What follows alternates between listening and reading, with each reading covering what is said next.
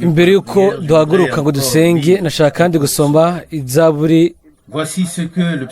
Ngibi ibyo umwanditsi wa zaburi avuga muri zaburi 130, zaburi 130 umurongo wa mbere.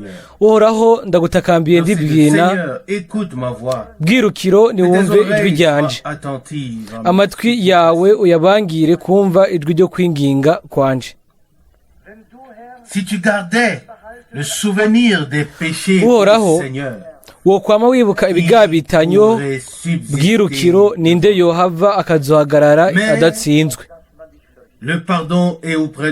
Ariko guharigwa kubonegwa kuri wewe kugira ngo wubahwe. Umurongo wa 5, nditeze Uhoraho, umutima wanje uramwiteze, kandi ijambo ryiwe niryo nizigiye. Umutima wanje uriteze umwami Imana, urusha uko abateramye basura ko buca, eka urusha uko abateramye basura ko buca.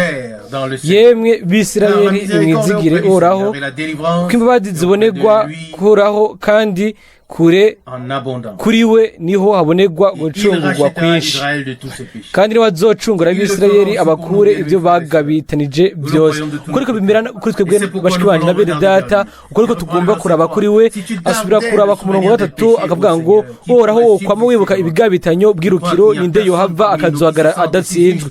Ndibaza ko ngaha hagati yacu atanumwe yumvira yuko ari umugororotsi, atagira icaha, atagira ikosa, ariko twese turashaka kuza kuri we nyine nkuko tumeze jewe nawe.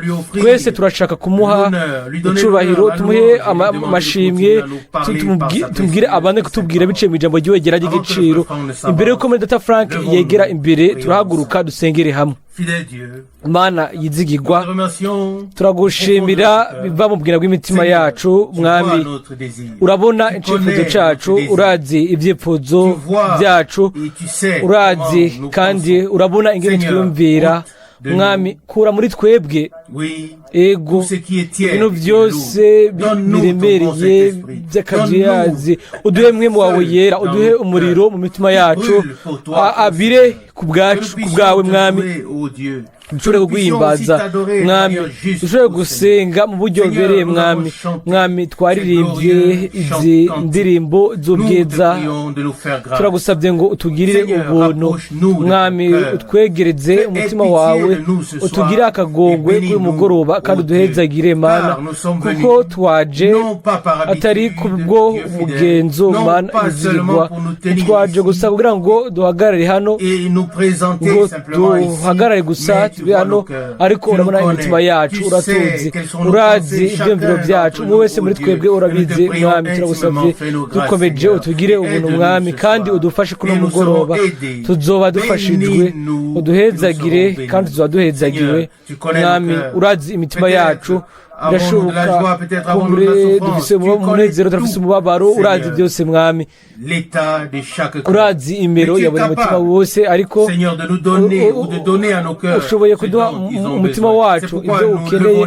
Cyo gituma turamura amaso kuri wewe, turagusabye ngo ukure ibintu byose bikuzibira mu buzima bwanje no mu buzima bwacu twese Mwami. Ube hafi yacu ubu rero Mwami, ubu mu gihe tuzakumva ijambo ryawe ry'igiciro kandi ryera, turabigusabye uhezagire mwene data wacu, uduhezagire twese Mwami, kandi wugurure imitima yacu kugira ngo twakire ibyo ushaka kutubwira mu izina rya Yesu. Amen. Amen.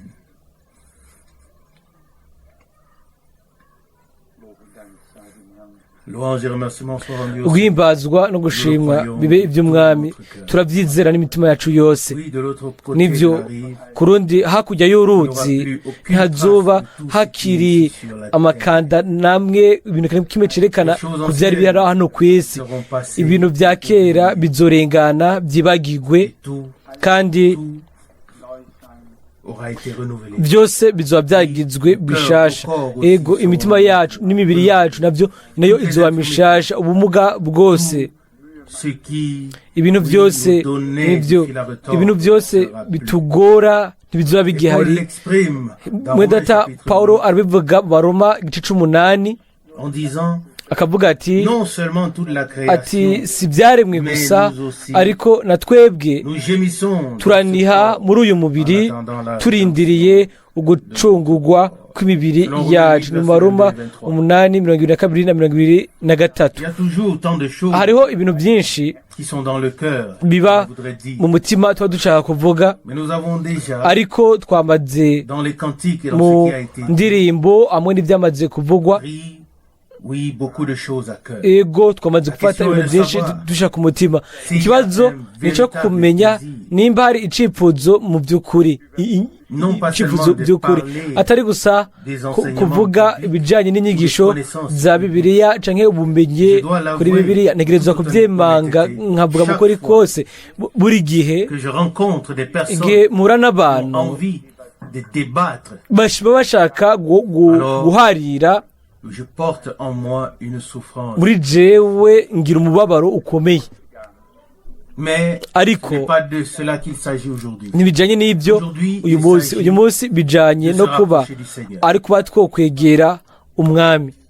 Que quelqu'un Umuntu yomenya byinshi, yomenya bike, ikintu nyamukuru ni uko ashobora kuvuga ati ndazi ko umucunguzi wanje ari muzima, amen, kandi ko nzomubona, yego, mbere naho umubiri wanje uzosamburwa wose nzobona Imana, amen. Ni muri Yobu 19:25 na 26.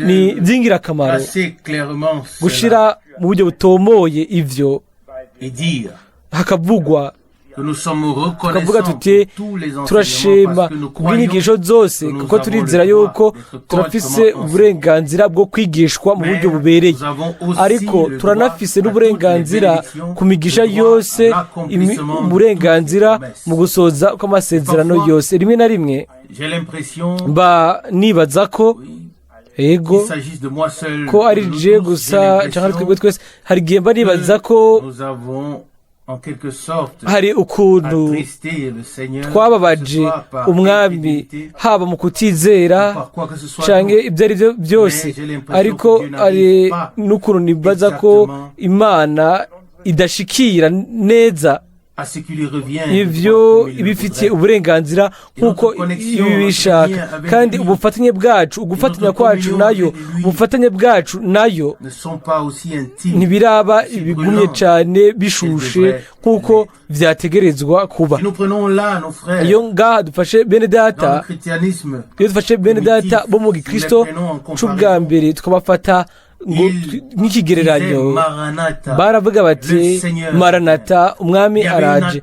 Hari hariho ukurindira kugaruka k'umwami, bari bafise ko kurindira mu gihe cyabo, basize ku ruhande ibintu by'inyuma, babisize ibubamfu babisiga iburyo, baretse mu by'ukuri bakorera umwami, kandi nk'uko twamaze kubivuga baronse imigisha kandi bari biteguriye, bari barindiriye ukuza k'umwami. Nibyo none byo tumariye iki kumenya ibintu byose neza, tukagira ubumenyi bwose, tukagira inyigisho, ego uko bisanzwe. Imana ibishimirwe ibyo uko bimeze, sinashaka ko bibura kuko nabyo bifise umugabane muri ivyo. Inyigisho ni rwo rufatiro ubwo dushobora kubakirako. Kuri ibyo byose ni urufatiro, ariko dutegerezwa kubaka nk'uko twamaze kubyihweza hano. Izi ingeso zose ariko ntizishobora kwizana ubwazo, ni imico cyangwa imico y'Imana iyo tudashobora kuzana ubwacu, ariko iyo duhawe n'Imana, iyo batwozanye n'imwe muri iyi mico ivugwa muri Petero wa 2:1. Aho rero ntitwoba dukeneye kwihata imbere y'Imana kugira ngo twemerwe nayo ngo twakire ibyo bintu byose, ariko ndizera ko twagenewe ibyo bintu muri iyi minsi ya nyuma. Nibyo destinés à être twagenewe plus intimes kuba dans l'amour. dufatanije bikomeye mu rukundo rw'Imana n'urukundo hagati muri twebwe. Umwami aravuga ati nimwankunda muzokwitondera amajambo yanjye. Yohana 14:15. Hanyuma yongera ko irindi tegeko aravuga ati ndabahaye icyagezwe gishasha. Yohana 13:34 ngo mube kandi mube mu rukundo rw'Imana. Exiger. Ubu rero bikora ibyo bintu bisabwe. Amen. Qu'on ne se contente plus des ntitube paroles tugihagijwe gusa n'amajambo gusa kuri ibyo, ariko tureke umwami atwereke ingene ibyo bikoreka mu bikorwa mu buryo bufatika. Dans les dernières lignes Mu mirongo de 1 ya nyuma Corinthiens y'imikorino ba mbere chapitre 16, 16, Paul a Pawulo prononcé quelques paroles yavuze amajambo amwamwe qui sont dures, qui agumye sont presque Ah. incompréhensibles. aha ko kuba ayadatahurika, Il termine, aheraheza oui, ces 16 premières lettres à l'église de ibi ni byo byete 16 bya mbere byo muri Korino yanditse umurongo wa 21. Je vous salue Ati uku niko gutasha kwanje Pawulo par ma propre main. kwanditswe n'ukwanje kuboko. Umurongo wa 22. Nihagira umuntu adakunda umwami wacu arakavuma. Maranata. Verset 23. Umurongo wa Que la grâce du 23. Seigneur Jésus Ubuntu bw'umwami wacu Yesu Kristo bubane namwe. et avec vous Urukundo tous. rwanje rubane namwe mwese muri Kristo Yesu. Amen.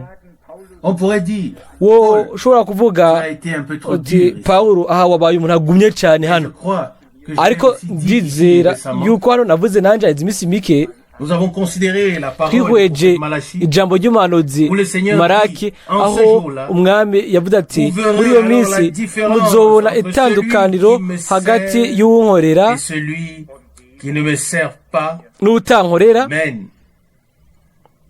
Entre celui qui hagati m'aime y'uwunkunda et celui qui ne m'aime pas. n'utankunda, Entre celui hagati qui me suit et y'uwunkurikira celui qui ne me suit pas. n'utankurikira.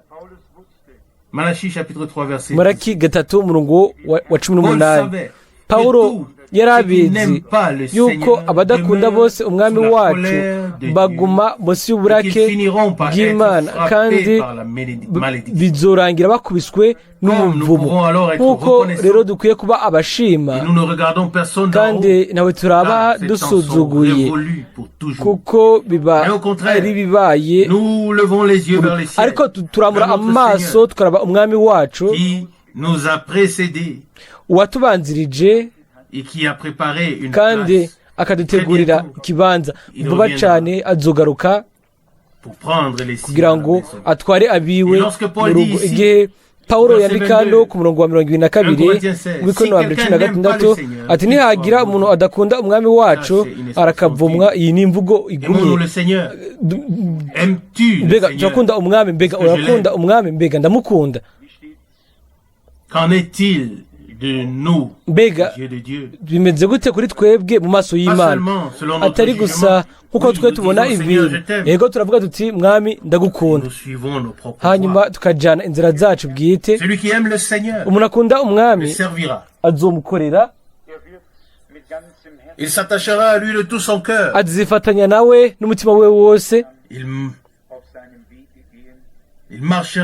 azogenda agamburuka yumvira ku nzira yiwe kandi azohezagirwa akoreshwe n'Imana. Umurongo wa 23 muri Bikorinto ba mbere 16. Ubuntu bw'umwami wacu Yesu Kristo bubane namwe. Ivyo nico twifuza twese, ko ubuntu bubana natwe.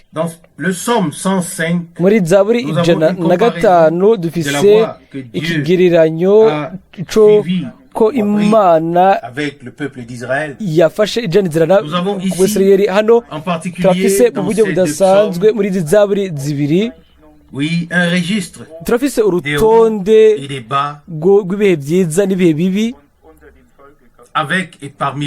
hamwe kandi biri mu bwoko bw'Imana. Haravugwa hano muri Zaburi 105 duhereye ku murongo wa 5 ati mwibuke ibikorwa byiwe bitangaje yakoze, ibitangaza byiwe n'amateka yo mu kanwa kiwe. vous, enfants d'Abraham, yemwe rubyaro rwa aburahamu umusabyi wiwe, vous, fils de yemwe Jacob, bana ba yakobo abo yatoranije. lorsque nous lisons igihe ces paroles de cette manière, dusomye aya majambo muri buno buryo, alors, aho rero oui, elles nous sont aussi rappelées. nabyo turayibutswa, Nous devons toujours nous kandi souvenir de ce dutegerezwa que buri Dieu gihe kwibuka iby'Imana yakoze, les voies de Dieu inzira z'Imana avec son peuple. hamwe n'ubwoko bwayo, Oui, sont véritablement passés n'ibyo par des hauts et des bica bas. mu Mais particulièrement burebure, mu gisongero no mu biyaya, ariko mu buryo budasanzwe, kubera ko oui, Imana, oui, mais parce que Dieu, kubera précisément ko parce que nyine Dieu a kubera ko nyine accordé tout son Imana amour, sa iba grâce yatanze et urukundo son rwayo attention bwose, à ce ubuntu bwe peuple bwose, qu'il inagabye a. cyane ku bwoko bwayo, C'est pour cela qu'il s'est bw'iyo mpamvu préoccupé de lui seul. nico ibwitwararika bwonyine, ntacyo yigeze ikorera abamori, abayebusi hamwe n'abandi bose bari bakikije, kuko ari abahanga indwi mu buryo budasanzwe bari babaye mu gihugu cy'i Kanani, kuko Il n'avait aucun plan avec eux. nta mugambi n'umwe yari ifitanye nabo. Ces nations n'étaient pas Ibyo dans son ibyo programme. bihugu ntibyari mu mugambi wayo.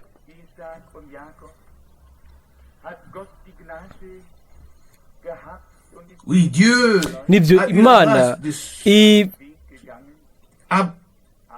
par grâce, Dieu s'est kubw'ubuntu occupé d'Abraham, Imana d'Isaac, de Jacob. yitwararitse Aburahamu, Isaka na Il a Yakobo, suivi son chemin avec ijyana inzira nabo. Abraham. Aburahamu était son yari serviteur. Je umusabyi reprends le verset 6, wayo, Psaume asubiremo umurongo wa gatatu 105. muri Zaburi ijana na gatanu, yemwe urubyaro rwa Aburahamu umusabyi wiwe, yemwe bana ba Yakobo abo yatoranije. Umurongo w'indwi, uhoraho niwe Mana yacu, amateka yiwe ari mu isi yose. Umurongo w'umunani, yama yibuka isezerano ryiwe iminsi yose, ijambo yashinze yama yibuka uko urugendo rukurikirana ubusa igihumbi.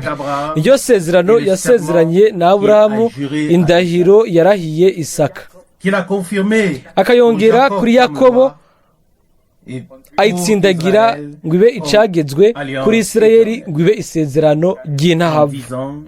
Akavuga ati mu murongo wa 11, ni wewe nzoha igihugu cy'i Kanani ngo kibe ishamvu mukubitiwe amabango. Amen. Amen. Dieu a donné, il a réparti. Imana yaratanze, yaragabuye, iragaba kugira ngo ibintu byose bibe ibitunganye. Je me souviens de la Ndibuka prédication dans laquelle ubutumwa ubwo mwindata Branamu parle de la voiture d'un avuga homme imodokari qui a été volé y'umugabo umwe yibwe, et du fait que hanyuma ku kuba l'ennemi n'a pas le umwansi droit de faire valoir ntafise uburenganzira sa puissance ou bwo quoi que ce soit guhesha sur le agaciro bien des croyants. ububasha bwiwe Si nous ku butunzi considérons bw'abizeye. ce que Dieu nous a Iyo donné. turiko twitegereza ibyo umwami yaduhaye, Oui, comme promesse, ego nk'amasezerano bénédiction. n'umugisha, Si nous considérons iyo tout twihweje ce qui fait ibintu vraiment byose partie de la mu vie by'ukuri akora de l'Église, biri mu buzima que ce bw'ishengero, n'est pas un club ou une ko association si umugwi terrestre, canke ishirahamwe Une rya hano ku loge. isi ngo ribe un cimetière, ishirahamwe canke ngo mais ribe ari imva, un ariko organisme ni vivant umubiri du corps muzima, du Seigneur, umubiri qui doit w'umwami servir utegerezwa à ce que Dieu gukora puisse ku toujours buryo se bw'uko glorifier. Imana ishobora kwishimagiza, kwesha icubahiro. Ça, c'est une chose. Ico ni ikintu. L'autre côté, Ku rundi la ruhande chose est que rw'ibyo l'ennemi bintu nuko veut ku rundi toujours ruhande nuko umugwanizi iminsi yose ashaka nous prendre ce qui nous a été légitimement kudutwara ibintu twahawe, dufite mu buryo bw'uburenganzira bwacu twahawe, et nous-mêmes, hanyuma natwe nous sommes ubwacu nous-mêmes une propriété légitime natwe de Dieu, ubwacu turi parce que le sang ubutunzi biciye mu mategeko bw'Imana, kuko amaraso yaratanzwe nk'incungu, nk'ikiguzi. et aussi tous les droits, Aho rero uburenganzira bwose, ibintu byose twasezeranijwe, twahawe n'Imana nk'abahungu n'abakobwa b'Imana, nous appartient également. nabyo ni Nous gwacu. devons dutegerezwa rimwe na rimwe kubona tubabaye yuko umwansi yama ashaka kugerageza gukoresha ubwo bubasha bwiwe cyangwa ubwo burenganzira bwiwe mu gihe yatakaje uburenganzira bwose kuri twebwe. Amen.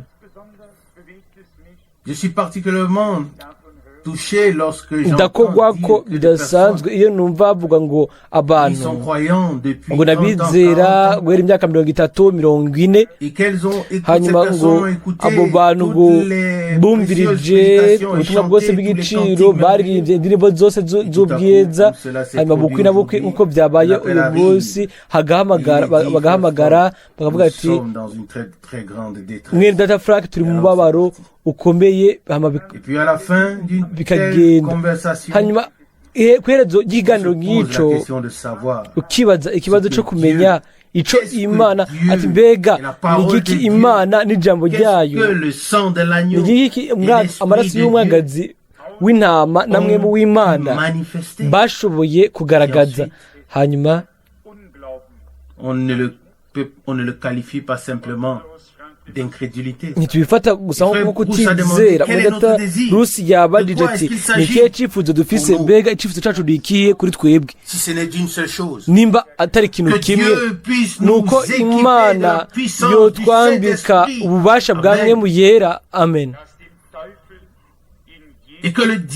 kandi umugwanizi agashigwa hanze aho adashobora kugira icyo yonona mu buzima bw'uwo ari we wese, kandi ntashike ku ruhande gato gusa, ariko agashobora kuvaho Il ne peut pas en être autrement. nta kundi kuntu byogenda. Vous savez bien, murabizi neza yuko twebwe abizera n'umutima wose umwami wacu et qu'il l'aimons profondément. tukamukunda byibwira. Turabizi Il a yuko vaincu la mort. yanesheje urupfu, Et lors des enterrements, kandi rero mu maziko la kuri chose maziko est toujours exprimée et icyo on kintu dit kiravugwa Seigneur, mbisi yose ati mwami wanesheje urupfu, ariko le moment n'est pas encore venu igihe ntikirashika où ta victoire aho intsinzi sera totalement yawe manifestée. izogaragara Voilà, mu le buryo moment où la bwuzuye, mort ne sera plus, mu gihe aho Mais- urupfu rutazoba rugihari. comme il est dit ariko dans nk'uko l'Apocalypse. bivugwa mu byanditswe Yohana, Et là où il est parlé du moment hariya haravugwa igihe la cause de Dieu, canke l'œuvre de igikorwa Dieu c'Imana canke avec l'Église arrivera à son aho terme. igikorwa c'Imana kizoshikira ku Mais ndunduro nous savons yacu, ariko turabizi que la mort est une chose yuko urupfu ni ikintu qui a perdu son droit sur nous. catakaje Amen. uburenganzira bwacu kuri Et twebwe. pourtant, ariko nubwo biri uko, la mort urupfu a régné sur tous les prophètes, sur tous les rwaganjije apôtres, ku ntumwa zose n'abahanuzi bose kuri bose gushika uyu munsi, et elle fait valoir, kandi elle a fait valoir son droit. rwakora Nous savons une chose, rwagaragaza uburenganzira bwacu. turazi ikintu kimwe, imbere mu bwina uwizera ntapfa, kuko dore ibyo umwami wacu yavuze mu butumwa bwiza bwa Yohana 11 ati n'ukuri n'ukuri ndakubwire, celui qui croit en moi unyizera même s'il azobaho meurt. naho yoba yarapfuye. Amen. Celui qui vit et qui uriho croit en moi akaba ne anyizera mourra plus ntazigera jamais. apfa na rimwe. Selon Jean chapitre 11 verset 25. Yohana 11:55-56. abizera gusa bataha mu rugo ntibapfa. urupfu ntirubamira, La mort a été urupfu engloutie rwamizwe ku bwabo, urupfu kuri bo ni umuryango, ni ukwinjira le passage du uva temps à bava mu bihe l'éternité. Mais binjira pourtant, mu bidashira. tout se gusa révèle en nous. ibyo rero Tout byose c'est bon, bouge en tubishurirwa nous parce que nous avons été destinés à la vie éternelle en tant que des ko fils et twagenewe filles de Dieu. kuba mu Et bihe nous savons que bidashira la nk'abahungu mort n'abakobwa règne injustement sur nous. b'Imana, kandi turazi ko urupfu Alléluia. rutuganza mu buryo Le péché, budakwiriye la maladie, kuri twebwe. les icyaha liens, la possession, icyaha et indwara tout ce ugufatwa qui s'ensuit, n'ibindi byose toutes ces bijana choses n'ibyo, ibyo bintu règnent byose sur nous biganza sans kuri droit. twebwe ata burenganzira bifise Indignement. mu buryo Ah, si nous budakwiriye, croyons ce kuko que disent iyo les twizera Saintes icyo ibyanditswe byera Tout le bivuga mal causé par le ibibi premier Adam byose byatewe na Adamu wa mbere bitegereza kuba byaratunganijwe na Adamu wa kabiri, bisigwa ngo ni Kristo. Amen. pawulo arabivuga kandi mu cete cy'abikorino nk'uko bose muri adamu bapfa uko niko bose bazoba bazima muri kristo muri ba mbere 15:22 dukwiye gutangura guhindukira tugahaguruka tugatera umugongo ibintu byose bitari iby'Imana hanyuma tuzoshobora kwizera kwizera ubushobozi bw'Imana bukwiriye kugira ngo turika gishobore gushirwaho kugira ngo ababoshe bashobore kubohoka bose igihe numva amajambo akurikira ukuri gufatwa n'ibindi aho rero ugira umutima utabutse umwami wacu yari afise ubukozi kandi ibyo nta muntu n'umwe ashobora kubyirengagiza nta muntu n'umwe yoshobora kuba yabyumvise ngo abice ku ruhande ubukozi bw'umwami bwari bujyanye no kuba abohora ababoshe agirira ubuntu abanyabyaha akiza abarwayi atangaza umunsi wo kwemererwamo umwami kuriko dusoma muri Yesaya 31 kuriko dusoma muri Luka 4:18 no muri Yesaya 31 murongo wa mbere ubu rero niba ishengero ritegereza kubanza igikorwa ciwe ritegereza kwitega yuko bitajanye gusa n'igikorwa ceza n'indirimbo zitatu zitangura hanyuma indirimbo imwe ihereza hamwe n'indirimbo zibiri hamwe n'ubutumwa hanyuma tugataha iwacu ntitugishoboye kubikora kandi ibyo rero n'umutimanama mwiza imibabaro yose ibibazo byose ibintu byose by'umwasi yakoze turi ngaha kugira ngo tuvuge ibyo mbega turi ngaha kugira ngo tuvuge ibyo umugwanizi avuga turi ngaha kubw'ibyo cyangwa turi hano kugira ngo tube ikintu gituma haba ishimwe ry'ubuntu n'ubwiza bw'Imana kubera ko mbega turi hano nk'abana b'Imana mbega turi hano kugira ngo umugwanizi akina n'umupira natwe cyangwa ni kugira ngo Imana ishobore kudukoresha kandi ishobore kwishimagiza yemeze ijambo ryayo twarabibonye ubwoko bw'Abisirayeli bwari bugenewe kuba abatwaye amajambo yo guhishurwa y'Imana kandi mu byizere cyangwa no mu byizere abandi nabo bakoreye Imana zabo nabisomeye hano nagiye giheze Tera na Nahori hamwe na bose se abavugana na Aburahamu bose bakoreye imana zabo z'inyamahanga na Aburahamu nawe kwari uko gushikaho yakoreye imana z'inyamahanga ari igihe imana nzima yamuserukira ibintu byose byari bimaze gukoreka Imana ihimbazwe Imana ntiyari ikiri kuri we ari ikigwamana ahubwo ibigwamana yabiteye mu mugongo arizera akorera Imana nzima araba Imana yiwe yitaboneka nk'aho agibona. Haleluya. Imana hano turasoma muri Zaburi 5 ngo yama yibuka isezerano ryiwe ibihe bidashira. Ikindi kintu ciza hamwe n'Imana. Ibi ibyo twebwe tugira biba bishika mu bihe gusa bivana kandi n'ibyo ducamo, ariko iby'Imana ikora biba bikoretse ibihe bidashira. Murongo 8 ngo yama yibuka isezerano yama agibuka ukurungano rugenda rukurikirana gushitsa ibihe igihumbi. Niyo sezerano yasezeranye na Aburahamu, indahiro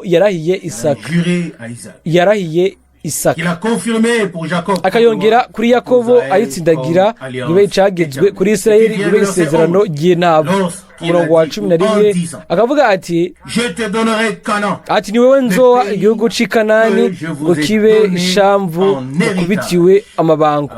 Amen. Iryo ryari isezerano, iyo ryari isezerano ryakoretse kuri Aburahamu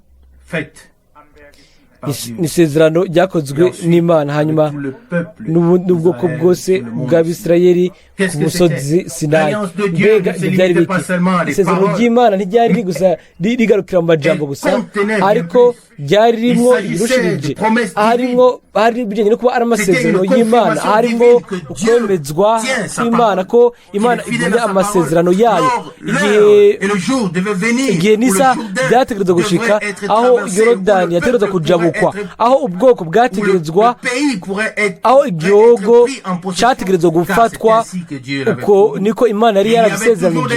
Iminsi yose hariho abantu abo yashobora kubandanya igendana imbere nabo, batari muri bajya bidodomba ngo barabe inyuma, ariko bari abantu bashima kandi bagenda imbere. Amen. Imana minsi yose izokwisigariza amasigarira. Ndababwira minsi yose je ndondera ikosa muri jewe bwanje, kandi ibyo rimwe rimwe binshira mu mubabaro ukomeye, bigira mu mutima, ariko dutegerezwa kandi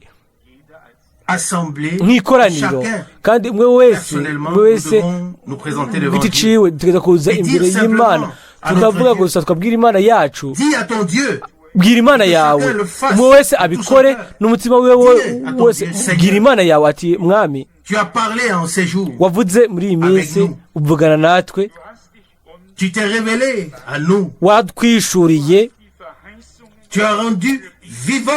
wagize amasezerano mazima araba kino gihe, kandi washize mu mitima yacu. Twarumvise, twarabonye yuko uri wa wundi ejo hahise, uyu munsi, kandi ibihe byose bidashira. Mwami, ha abasabyi bawe inkomezi, ububasha bwo gutangaza ijambo ryawe n'ubushizi bw'amanga, urambure ukuboko kwawe, usohoze ibimenyetso n'ibitangaza. Amen. Abantu, umuntu yovuga ati, hari abavuga ubutumwa benshi bakora ibimenyetso n'ibitangaza. Duhagarike ibyo bigeranyo byose, ibyo bintu tugiranye uko biratuzibira, kandi nta kintu kimwe bimara, ntacyo bitugirira neza. Mbega dupfana iki ku ibigereranyo hamwe n'ibi n'ibindi byabo basigwa n'ikinyoma? Mbega tubaye imvuga kuri, mbega twebwe ibyo tugenewe gukora si ukwigereranya n'igikristo c'ubwa mbere, kugira ngo tumenye nimba Imana ishobora gukora canke yofatana iyo nzira nyene amwe natwe, nimba bya bindi nyene byoshobora kuba. Nimwumvire, tumaze igihe cacu, kandi ibyo bishobora gukorwa umunsi wose. Mwiyumvire, tugashobora kumara igihe cyacu cyose tugereranya, dushaka kurondera uburorero bukwiriye, hanyuma tukabandanya gusa uko tuguma tugereranya abavugabutumwa, abizera cyangwa amashengero cyangwa abene data cyangwa abashiki bacu, abo tuzi cyangwa n'ibindi nabyo. Ibyo bigereranyo nta kintu bitumarira, ahubwo ni iby'ingirakamaro cyane kuri twebwe, ngo twirabe mu kiyo cy'ijambo ry'Imana, hanyuma tuvuge tuti, Mwami, uku niko biri, kandi twumvise ubutumwa bwo kugarukanirwa, uko niko bigomba kuba, kandi uko niko bizoba. Amen. Turi hano, dufashe, nta kindi kintu twoshobora gukora. Aho rero Imana izubahisha ijambo ryayo, ariko ibyo bigomba gukoreka mu by'ukuri mu kwizera kuzuye. Ndabisubiramwo, iyo turabye abandi tukavuga tuti, yego bagize umwimenyerezo, umugisha, amatwarabira uyu munsi. Iyo turabye abandi twiyumvira ko ntituba turatahura ingene n'icyo Imana yatubwiye. Aho rero aba ari umwanzi biciye mu cyo kudusamaza, ashaka kudukura kuraba mu miro yacu bibabaje, naho tugarukiye aho tugeze bisa nk'aho umenga yarabigezeko. ariko cela ne peut plus durer. ibyo ntibigishoboye kubandanya uko. Quelque chose hari ikintu doit s'élever en nous. gitegerezwa kubyuka muri twebwe, Quelque chose que nous ne pouvons plus retenir. ikintu tutagishoboye Et nous disons, kugumya, je suis à tukavuga toi, ô tuti Seigneur. mwami ndi uwawe, J'ai entendu ta parole. numvise Ton ijambo amour ryawe, urukundo rwawe L'amour ruba muri pour jewe, Dieu. urukundo dukunda Imana, L'amour pour sa parole. urukundo dukunda ijambo ryayo, L'amour les uns pour les urukundo autres. dukunda n'abame ku bandi, L'amour divin dans lequel urukundo nous sommes rw'Imana plongés, ubwo immergés, twinjiyemwo être tukarirwa muri bwo, agissant. rutegerezwa kuba rukora, et aussi tous les dons de l'esprit kandi n'impano zose za mwemu aussi trouver la zitegerezwa place nazo kubona ikibanza dans l'église. cazo mu Dieu ishengero. a tout mis Imana cela dans l'église. yashize ibyo byose mu Branham ishengero, kandi Medata a dit Branham simplement, yaravuze je peux vous gusa ati montrer ndashobora où Dieu kubereka aho a Imana promis yasezeranije, il l'a donné. aho yabitanze. Vous maintenant, hanyuma vous pouvez namwe aussi me montrer muce alors munyereka où rero est-ce qu'il a aho annulé la promesse yakuyeho où il a iryo retiré. sezerano akarihagarika, Et cela n'existe pas. kandi ibyo rero ntibihari. Or, aho rero je ne veux pas que nous ayons une sishaka ko considération Tu- comme des twihweza incrédules ou comme des ibintu hommes de petite nk'abatizera foi, cyangwa mais nk'abantu que bo nous kwizera guke, puissions simplement ariko dire, dushobore gusa Seigneur, kuvuga tuti mwami, nous ne sommes que des hommes. Nous twe ne turi abantu pouvons gusa, pas nous aider ntidushobora nous-mêmes, kwifasha aider les ubwacu autres. cyangwa ngo dufashe Mais abandi, nous voulons ariko que tu turashaka puisses yuko nous aider. udufasha Que tu viennes à ce qui te revient ngo de droit. ushikire ibyo ufitiye uburenganzira. Cela- kandi ibyo Tous les démons, amadayimoni yose y'indwara, toutes les puissances des ténèbres, ubushobozi bwose bw'umwansi le bw'umwijima, diable doit satani le prendre en connaissance. ategerezwa kubimenya umunsi umwe, akamenya Nous ko parlons au nom du Seigneur. tuvuga mu izina Que la parole de ry'umwami, Dieu, kandi ko ijambo à ry'Imana force de loi et d'obligation rifise pour lui inkomezi aussi. z'icyagezwe ritegeka no kuri we nawe, kandi ko nawe ategerezwa Au nom kubama de Jésus-Christ imbere de y'ijambo Nazareth. ry'Imana mu izina rya Yesu Kristo umunyanazareti. Amen. nta kundi kuntu byogenda, ntibishoboka Continuez ko ainsi. tubandanya Nous uku ne biri. savons pas exactement quel ntituzi chemin neza inzira Dieu poursuit avec nous. iyo Imana Nous ijanye savons une chose. natwe, Ça doit ariko tuzi ikintu kimwe gusa, Être un chemin biblique. itegerezwa kuba ari inzira ya Bibiliya, Sans si, ata mais niba sans atana excuse, ariko à ata gauche, citwazo ou à ibubamfo canke iburyo, nous nous plions duca à ce bugufi devoir divin.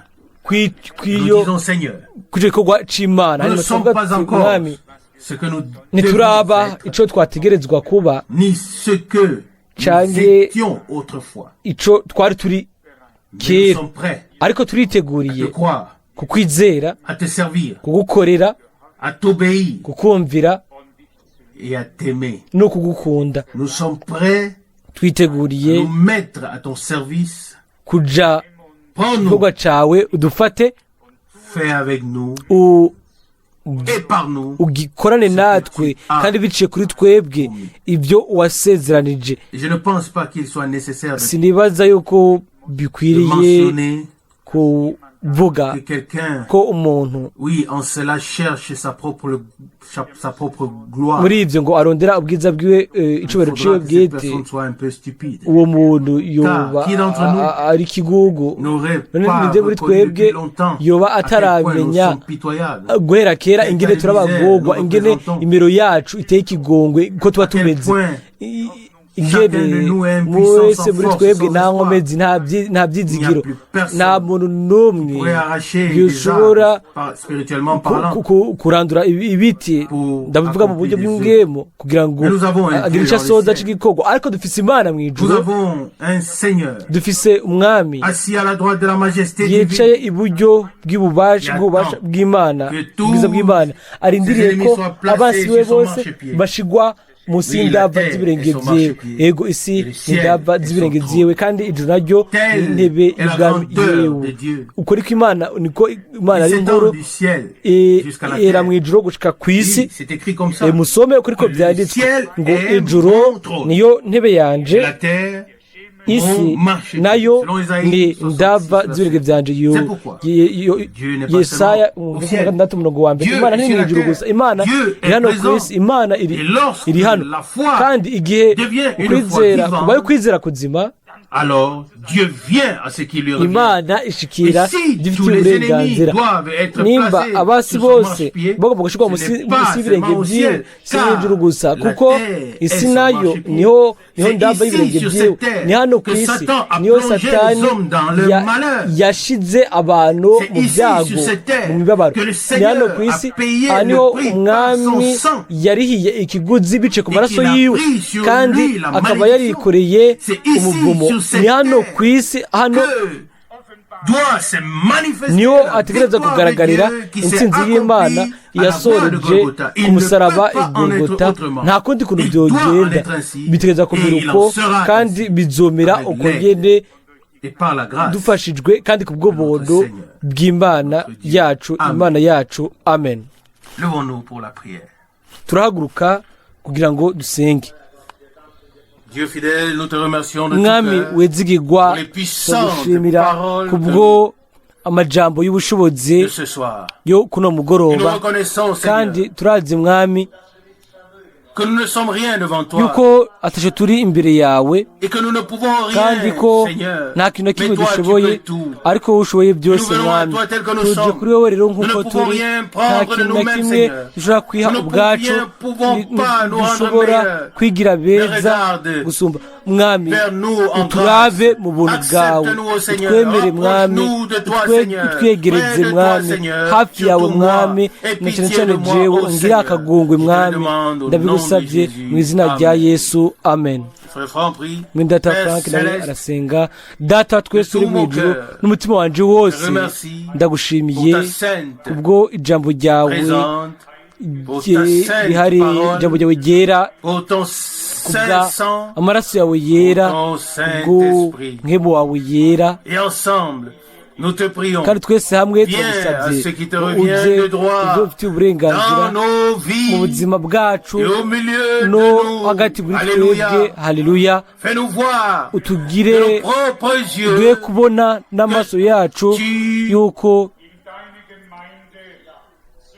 reviens dans ton église et que ugarutse tu te mu révèles. ishengero ryawe kandi tu ko confirmes wishura ta parole, ko wemeza que tu ijambo sauves ryawe les pécheurs, ko ukiza abanyabyaha guéris les malades, yuko ukiza que tu abarwayi délivres yuko les enchaînés, ubohora brouillés, ababoshe que ababoshwe la parole de la croix devienne ijambo une ry'umusaraba puissance divine pour rigacika tous ceux qui ubushobozi bw'imana croient. kuri wowe wese yizera Alléluia. haleluya Seigneur, mwami nous te disons merci. turakubwiye ngo urakoze Au nom de Jésus. mu izina rya yesu Amen.